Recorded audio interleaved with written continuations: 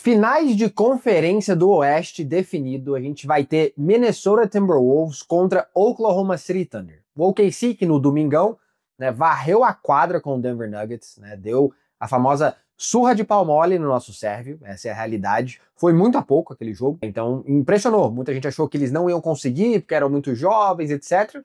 Mas a molecada mostrou que conseguiram. E agora a gente tem um duelo de final de conferência muito interessante, porque a gente tem duas defesas de elite, a gente tem duas estrelas, super estrelas, querendo se provar, querendo chegar na sua primeira final da NBA. Então, assim, muita coisa para acontecer. E no vídeo de hoje eu vou falar um pouquinho dos matchups, né, o que eu acho que vai acontecer nessa série, os meus palpites, enfim, aquela coisa boa que vocês sabem que a gente tem aqui nos vídeos de prévia de cada série. Salve, salve, galera, Iags por aqui trazendo mais um vídeo pra vocês. Como sempre, se vocês curtem o meu conteúdo, deixa o seu like, se inscreve no canal e ativa o sininho pra não perder mais nenhum vídeo, me ajuda bastante, valeu! Bom, começando com o matchup da temporada regular, né, então assim, esses times se encontraram 4 vezes na temporada regular, cada time levou 2 vitórias pra casa, mas assim, a temporada regular não diz muita coisa. Primeiro, o mais perto que a gente teve de ter esses dois times em 100% foi lá em dezembro, né, e mesmo assim o OKC estava sem o Chet Holmgren. Então, assim, não vale muita coisa? Não muito. Até porque em dezembro o Minnesota, assim, eles estavam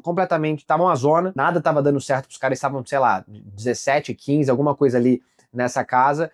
Então, assim, não tem que ser levado em consideração a temporada regular, porque nos playoffs eles estão voando. Então é claro que, assim, o que todo mundo vai estar assistindo vai ser o duelo de superestrelas, né? A gente tem Anthony Edwards de um lado, a gente tem Shai Gilgeous-Alexander do outro lado, né? Ambos tentando definir um legado para sua carreira, né? Com certeza é um momento. Esses dois caras provavelmente vão se encontrar de novo no futuro. Não, eu tenho certeza que não vai ser a primeira vez que a gente vai ver esses dois jogadores se enfrentando nos playoffs, sem dúvida nenhuma. Então, assim, vai ser com certeza uma batalha pra gente ficar de olho. Então, um dos principais matchups pra gente assistir, eu acredito que vai ser o Lu Dort contra o Ant, né? Assim, o Lu Dort, eu tenho quase certeza que ele que vai marcar o Anthony Edwards, né? Eu não acredito que vai ser o Shai Gilgeous-Alexander, também não acredito que vai ser o J-Dub. O Lu Dort, marcar o Anthony Edwards já é algo extremamente difícil, né? É muito difícil você marcar ele e completamente neutralizá-lo. Mas o Lu Dort, cara, ele é muito bom, né? Um dos melhores defensores da liga, talvez o melhor defensor de perímetro da liga, sem dúvida nenhuma. É muito forte, o cara é construído, ele é tipo um tourinho, assim. Mas em compensação ele também é muito rápido, lateralmente, e ele joga com muito instinto.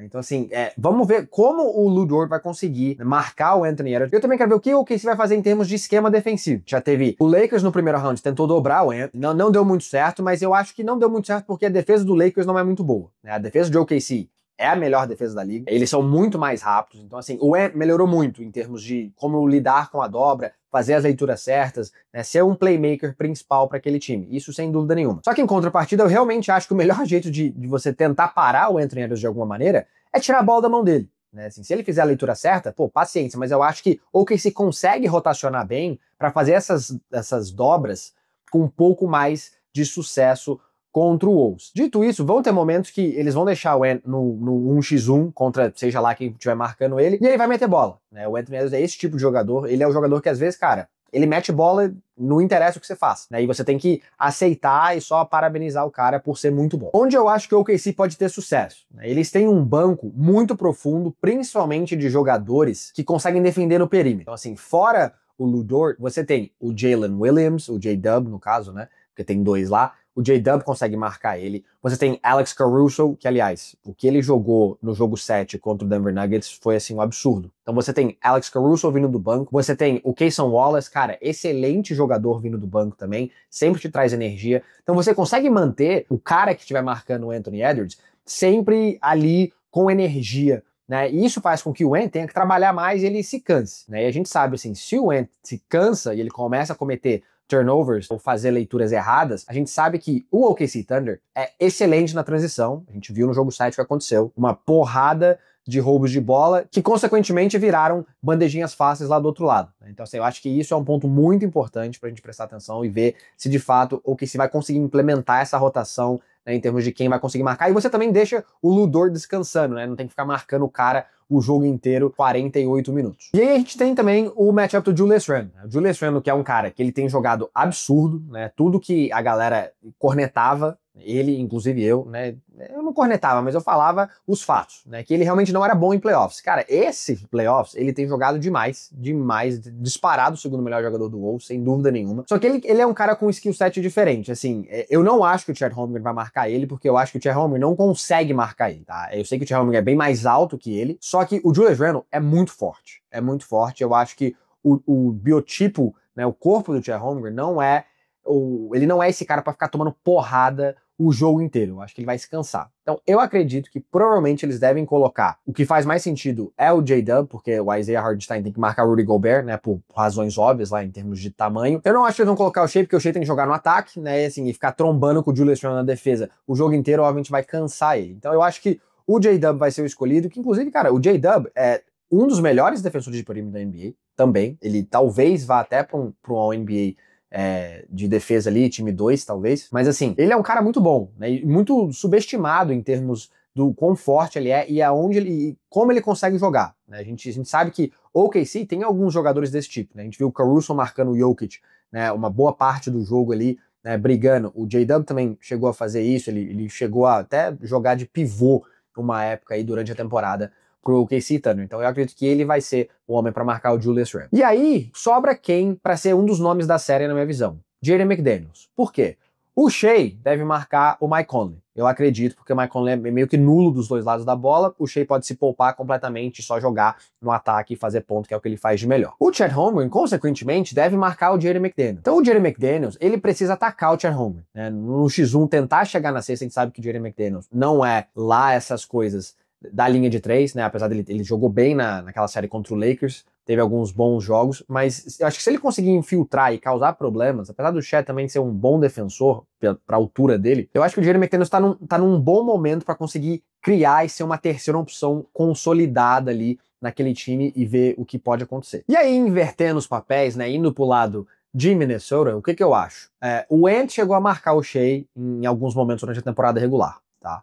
Eu não acho que isso vai acontecer nos playoffs. Por quê? Porque o N precisa produzir no ataque. E marcar o Shai Gilgeous-Alexander é muito difícil. Então imagina se você tem que marcar o Shai Gilgeous-Alexander na defesa e depois ser marcado pelo Lu Dort, né, o tourinho que fica te batendo no ataque inteiro. Muito complicado. Então eu acho que eles vão deixar o N provavelmente num cara um pouco mais nulo, pode ser até mesmo no Lu Dort, que é um cara que ofensivamente mete bola de 3, mas não vai te atacar, não vai te cansar muito. Até mesmo no J-Dub, que não tem tido das melhores pós-temporadas aí.